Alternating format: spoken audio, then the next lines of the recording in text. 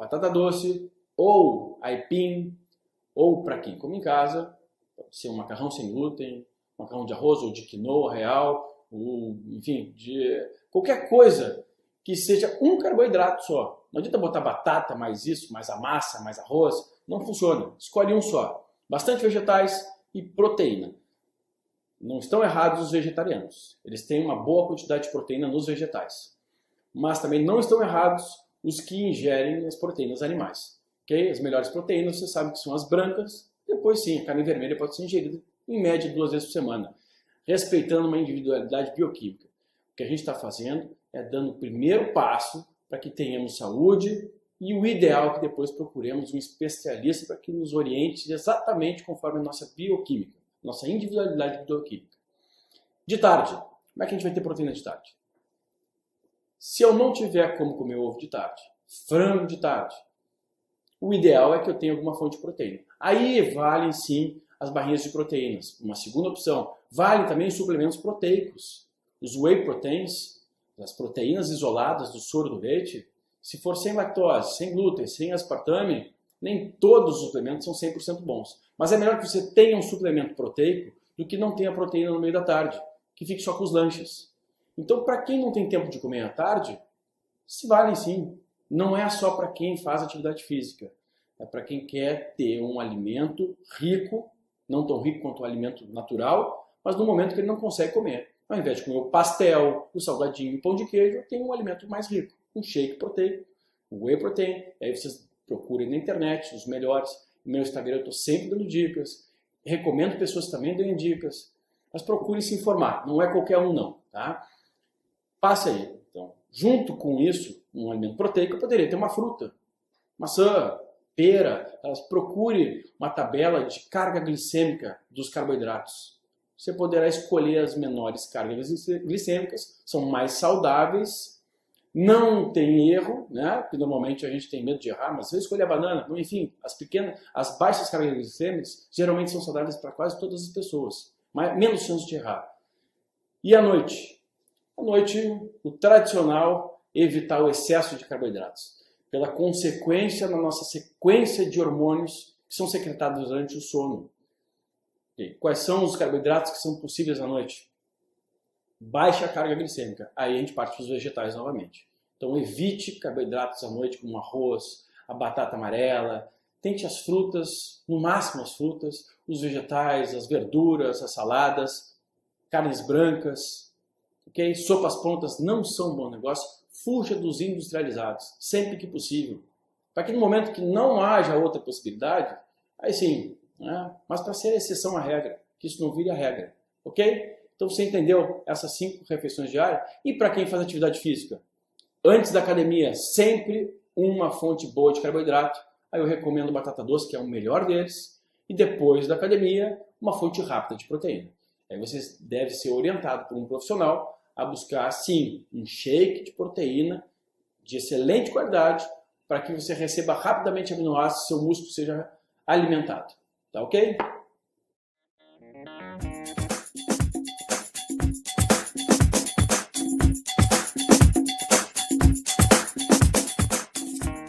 Gente, esse passo é fundamental. Você conhece o seu corpo melhor do que qualquer médico. Vamos aprender quais os alimentos que nos fazem bem ou mal. Antes de qualquer pessoa. Você conhece melhor o seu corpo de qualquer pessoa. Então vamos lá. Eu aconselho, são 2 testes a serem feitos. Faça um teste de ficar 24 dias sem glúten na sua vida. Sem glúten na sua vida. Mas escreva 0 glúten na sua vida. Se você se sentir melhor, para que fazer teste se aquilo, enfim, lhe causa alguma doença ou não? Se o glúten não faz falta para ninguém. Outras várias farinhas, tem massa sem glúten, tem pão sem glúten, tem um mundo hoje sem glúten. Então faça esse teste. Muitas pessoas aí não só emagrecem, mas se sentem melhor, mais dispostas. Eu desafio você. É muito difícil uma pessoa que não se sente melhor sem o glúten. Passado esse teste do glúten, vamos para o segundo teste. Faça o teste do leite e da lactose. Pode ser da lactose só. Mas evite alimentos com leite, os laticínios e aqueles que se utilizam leite para serem feitos. E evite a lactose durante mais 24 dias. Esse é o segundo teste. Muito difícil uma pessoa que não se sente melhor sem o leite.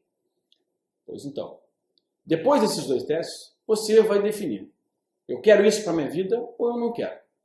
Ou eu quero saber mais sobre isso, fazer testes. Os testes sanguíneos são muito pobres para isso. A acurácia é muito baixa, principalmente do glúten. Você vai fazer diversos testes sanguíneos, nenhum deles vai diagnosticar se tem ou não um problema do glúten. Intolerância, seja alergia, seja hipersensibilidade. Então, se você ainda quer fazer um teste, você pode contatar os laboratórios do Brasil que trabalham com saliva. Faça um teste salivar. Esse teste salivar tem alguns que identificam 200 alimentos, outros 108 alimentos, outros 80 alimentos. Dentro desses alimentos vão estar lá se é um forte reator, moderado ou baixo. Se você tiver baixa reação, vamos comer, desde que não seja uma coisa ruim. Moderado, um pouco menos. Alto, eu devo ficar longe desse alimento. Esse é um passo essencial para ter saúde. Se o alimento que não lhe faz bem desregula toda a sua flora intestinal, imagine que a gente tem 10 a 20 vezes mais material genético nos bichinhos, nos micro-organismos que ficam na minha flora intestinal do que células do meu corpo. Se eu começo a desregular lá, a nossa primeira peneira começa a ser abatida. Lá onde é decidido o que entra e o que não entra. Ter saúde sem uma boa flora intestinal é extremamente complicado. Extremamente complicado. Então, teste o glúten, teste o leite e depois, se você tiver vontade, eu aconselho a todos a fazer e tiver condições, hoje em dia já está mais acessível no Brasil, teste salivar dos alimentos, para hipersensibilidade dos alimentos. Tá ok?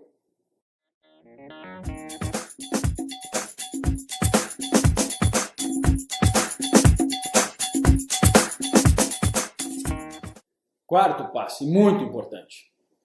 Agora você já sabe um pouco mais sobre alimentos, já sabe como deve iniciar suas principais trocas. Agora você tem que se enxergar.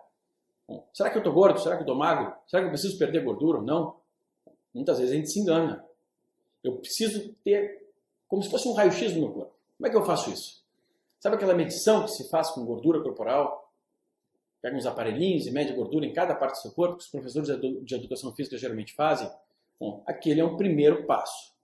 Tem um outro passo que também é bem acessível hoje no Brasil, que são os aparelhos de bioimpedância.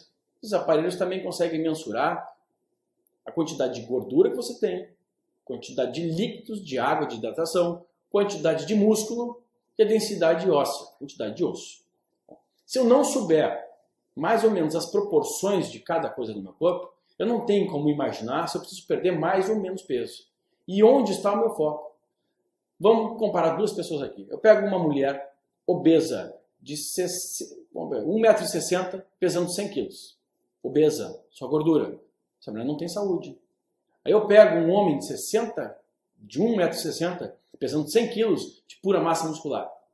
Ele está muito mais saudável que essa senhora. Eu não estou colocando esse homem como um modelo de saúde. Tá? Ele tem excesso de massa muscular, ele trabalha com isso. Mas as composições físicas são completamente diferentes. Uma está muito propensa a todas as doenças da obesidade e o outro não, está com alguns problemas relacionados talvez ao uso de substâncias inadequadas para ganhar esse tanto de massa muscular. Mas ok, são pessoas completamente diferentes. Eu não posso colocar o IMC. Não pense mais em IMC, não pense em balança, procure pessoas, pelo menos para lhe orientar as quantidades de gordura que você tem, de músculo e de osso. Por que isso é muito importante? Geralmente, esses tratamentos para emagrecer fazem com que você perca bastante peso. Esses mais efetivos, entre aspas. Ok, mas o quanto que eu perdi de massa muscular? O quanto que eu perdi de gordura? O quanto que eu perdi de qualidade óssea, qualidade metabólica? Toda vez que eu sofro esses desequilíbrios, essas gangorras, né, esse efeito sanfona, geralmente, quando eu engordo, quando a gente ganha peso e está insatisfeito, a gente ganha gordura. E quando eu emagreci, o que eu perdi? Será que foi gordura ou foi músculo? O músculo pesa muito mais que a gordura. Então é muito comum de acontecer. Olha, minha balança está baixando, excelente, não estou comendo nada. Ah, estou perdendo músculo. No momento que eu engordo, eu ganho gordura. Está entendendo? Fica fácil, né?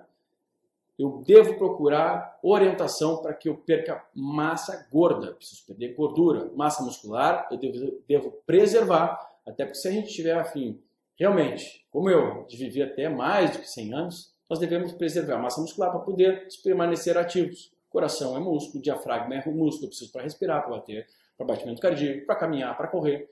Enfim, para viver uma vida plena até a velhice. Ok? Tá bem compreendido isso aí? Vamos para o próximo então, gente.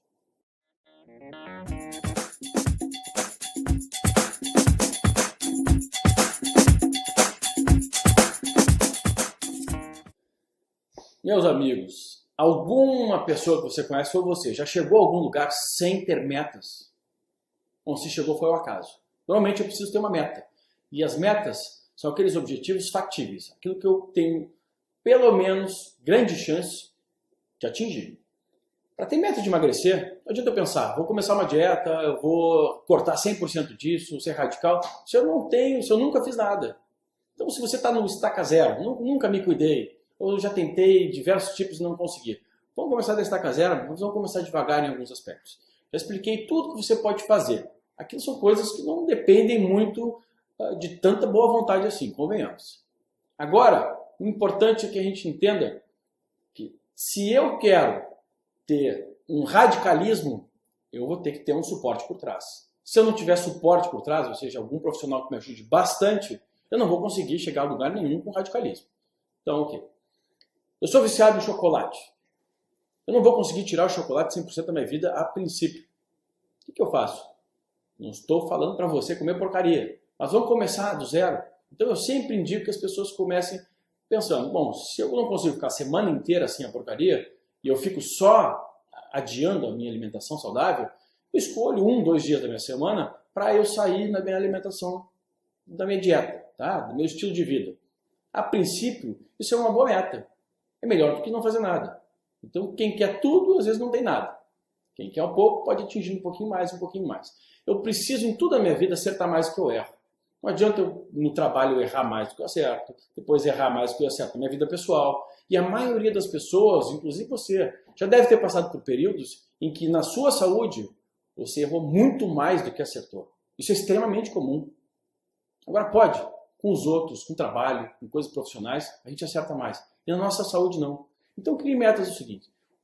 Semana tem 7 dias, acerte pelo menos 4 dias. Isso é um bom começo.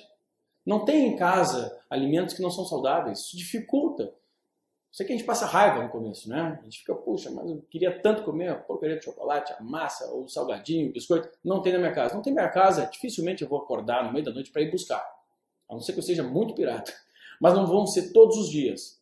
Então, torne esses alimentos coisas que, pelo menos, se eu quiser comer porcaria, que eu como na rua. Melhor do que nada. Não é mesmo? Se eu estou tentando ensiná-los a sair do zero, essa é uma tática que funciona a princípio. Para algumas coisas, pode ser radical. Escolha 1, 2 coisas que possam ser radical. Mas para tudo fica extremamente difícil. Comece com metas. Escreva suas metas. Então é o seguinte, quartas-feiras vão ser meus dias para ir jantar fora, para ter uma atividade social. E durante o final de semana eu escolho o sábado. Tá ótimo. No começo é ótimo. Até que a gente chegue próximo à perfeição. Próximo à perfeição é o equilíbrio. Eu consigo conviver numa boa, eu consigo viajar, fazer minhas coisas. Algumas coisas eu não encosto mais, como refrigerante, por exemplo. Agora, outras coisas, eventualmente, eu me dou o direito de aproveitar. Meu cérebro funciona melhor assim. Trocas, ok?